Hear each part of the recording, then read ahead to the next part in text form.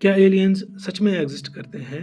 इस बात में कितनी सच्चाई है और कितनी हकीकत है, अभी तक इसके बारे में हमारे पास कोई भी कंक्रीट प्रूफ नहीं आया है। साइंटिस्ट्स ने एंड एस्ट्रोनॉमर्स ने काफ़ी सारी रिसर्च एंड काफ़ी सारी फाइंडिंग्स की, लेकिन अभी तक ऐसा भी कोई कंक्रीट एविडेंस वो प्रेजेंट नहीं कर पाए जिससे हम ये कह सकते हैं कि वाकई में एलियंस एग्जिस्ट करते हैं।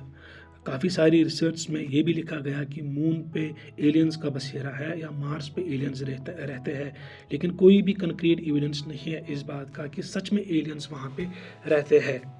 अब दोस्तों, आपने काफ़ी सारी मूवीज़ में यानी कि साइंस फिक्शन मूवीज़ में देखा हो कि एलियंस हमारी धरती पे आते हैं और यहाँ के इंसानों पे वो अटैक करके इस पूरी धरती पे कब्जा करते हैं। लेकिन दोस्तों, ये सिर्फ साइंस फिक्शन की कहानियाँ हैं, इस बात में कोई भी सच्चाई नहीं है। अगर एलियंस सच में एग्जिस्ट करते हैं तो वो किस प्लेनेट में रहते हैं? क्या हमारे सोलर सिस्टम में कोई ऐसा प्लेनेट है जिस पे एलियंस रहते हैं, या हमारे सोलर सिस्टम के बाहर कोई ऐसा प्लेनेट है जहाँ पे लाइफ पॉसिबल है और एलियंस वहाँ पे रहते हैं? तो चलिए दोस्तों, आज हम कुछ ऐसे प्लैनेट्स के बारे में बात करते हैं जो हमारे सोलर सिस्टम के बाहर पाए जाते हैं, और इन प्लैनेट्स को हम एक्सो प्लैनेट्स कहते हैं। कोई भी ऐसा प्लैनेट जो हमारे सोलर सिस्टम के बाहर पाया जाता है उसको हम एक्सो प्लैनेट कहते हैं। और काफ़ी सारे एक्सो प्लैनेट्स अभी तक जो डिस्कवर किए गए हैं उनको हमारी ही गैलेक्सी में डिस्कवर किया गया है, जिसका नाम है मिल्की वे। हमें ये भी पता है कि नासा का केपलर स्पेस टेलीस्कोप है, उसकी फाइंडिंग्स एंड रिसर्च से हमें ये पता चला है आज तक कि प्लैनेट्स का जो नंबर है वो स्टार से काफ़ी ज़्यादा है हमारी गैलेक्सी में। जो पहले एक्सो प्लैनेट्स जो डिस्कवर किए गए हैं वो 90s में डिस्कवर किए गए हैं, और कुछ और मेथड्स के थ्रू भी डिस्कवरी हुई है इन प्लैनेट्स की, और उन मेथड्स को हम कहते हैं ग्रेविटेशनल लेंसिंग, और जो मोस्ट कॉमनली वर्ड यूज़ किया जाता है इसको कहते हैं हम वॉबल मेथड। तो चलिए आज हम बात करते हैं एक ऐसे स्टार के बारे में जिसका अपना एक प्लानिटरी सिस्टम है, और ये जो प्लानिटरी सिस्टम है इसमें कुछ ऐसे प्लैनेट्स हैं जो within the habitable zone आ जाते हैं, या हम ऐसा कह सकते हैं कि इनमें लाइफ की पॉसिबिलिटी देखी गई है। इस स्टार का नाम है ट्रैप्स्ट-1, और इसको ये भी कहा जाता है अल्ट्रा कूल ड्वार्फ स्टार, क्योंकि ये बहुत ही ठंडा स्टार है। इसकी सबसे पहले डिस्कवरी हुई थी एक एस्ट्रोनॉमर ने किया था, जॉन गिज 1999 में, और इसकी टीम ने इसको डिस्कवर किया गया था।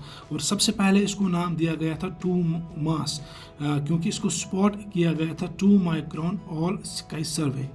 ट्रैप्स्ट-1 प्लानिटरी सिस्टम में 7 प्लैनेट्स आते हैं, B, C, D, E, F, G, H। ये जो 3 प्लैनेट्स है F, G एंड H, इन पे कहते हैं कि ये हैबिटेबल जोन में आ जाते हैं। सबसे पहले इसके प्लानिटरी सिस्टम की डिस्कवरी की थी एक एस्ट्रोनॉमर ने जिसका नाम है माइकल गिलोन, और इसकी टीम ने यूनिवर्सिटी ऑफ लीज में 2016 में। इसको पाया जाता है एक्वेरियस की कंस्टेलेशन में, और ये हमारी धरती से 40.66 लाइट ईयर्स दूर है, या हम ऐसा कह सकते हैं 385 ट्रिलियन किलोमीटर्स हमारी धरती से ये दूर है। इसका सरफेस टेम्परेचर 2566 केल्विन है।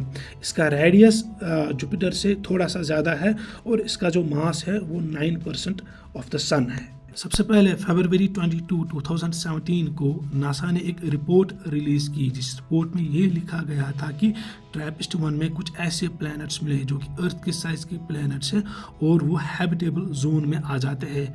फिर 2023 में नासा ने एक और रिपोर्ट रिलीज़ की, जो रिपोर्ट आई थी जेम्स वेब टेलीस्कोप की फाइंडिंग्स के थ्रू, और उस रिपोर्ट में इन्होंने ये लिखा कि जो सबसे इनरमोस्ट प्लैनेट है ट्रैपिस्ट-1 स्टार का, वहाँ पे एविडेंस मिला है एटमॉस्फेयर के होने का, या छोटा सा एक एविडेंस इनको मिला था वहाँ के एटमॉस्फेयर का।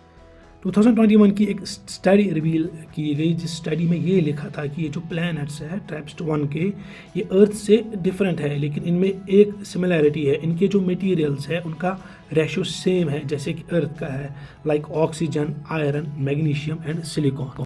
ट्रैपिस्ट-1 स्टार के प्लानिटरी सिस्टम में, या हम कह सकते हैं कि सोलर सिस्टम में 7 प्लैनेट्स पाए जाते हैं, जैसा कि मैंने आपको पहले भी कहा, TRAPPIST-1 B, TRAPPIST-1 C, D, E, F, G and H। लेकिन जहाँ पे सबसे ज़्यादा लाइफ की पॉसिबिलिटी या जो सबसे ज़्यादा हैबिचुअल जोन में पाया जाता है वो ट्रैपिस्ट-1 E प्लैनेट है, क्योंकि ये एक रॉकी प्लैनेट है और इसका जो साइज़ है वो ऑलमोस्ट अर्थ के साइज़ के जितना है। ये हमारी धरती से 40.77 लाइट ईयर्स दूर है, यानी कि 385 ट्रिलियन किलोमीटर्स दूर है।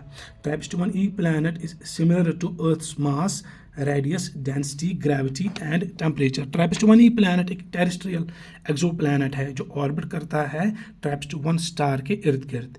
It's mass is 0.692 Earth. It takes 6.1 days to complete one orbit. इसका जो रेडियस है वो 0.922 है which means relative to Earth. इसका जो मास है वो है 0.62 m which means relative to Earth. अब इसके एटमॉस्फेयर के बारे में बात करते हैं। ये कंफर्म हो चुका है नासा की रिसर्च और फाइंडिंग से।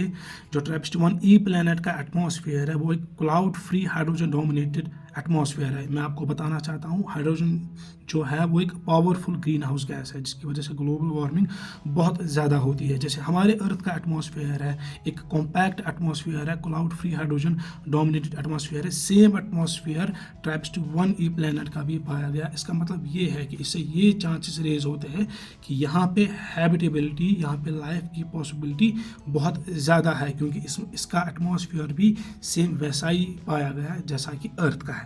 The radius of TRAPPIST-1e planet is 91%, 77% was as compared to Earth, 102.4% density, 5.65 gram per centimeter cube, and 93% surface gravity. ये प्लैनेट इतना ठंडा है कि लिक्विड वाटर किसी भी सरफेस पे जमा हो सकता है, लेकिन इतना ठंडा नहीं है कि वही पानी फ्रीज हो जाए। TRAPPIST-1 के प्लानिटरी सिस्टम में कुछ और प्लैनेट्स भी पाए जाते हैं जैसे TRAPPIST-1b, TRAPPIST-1c, TRAPPIST-1d, TRAPPIST-F, G, H। आज हमने बात की थी TRAPPIST-1e के बारे में। उन प्लैनेट्स के बारे में जानने के लिए एक अलग सी वीडियो बनानी पड़ेगी, एक लंबी डिटेल्ड वीडियो बनानी पड़ेगी। वहाँ का एटमॉस्फेयर कैसा है, वहाँ की सरफेस कैसी है, उन प्लैनेट्स का रेडियस क्या है। तब तक के लिए अपना ख्याल रखिएगा एंड मेरी वीडियो को प्लीज़ लाइक कीजिएगा और अपना फीडबैक ज़रूर शेयर कीजिएगा। थैंक्स।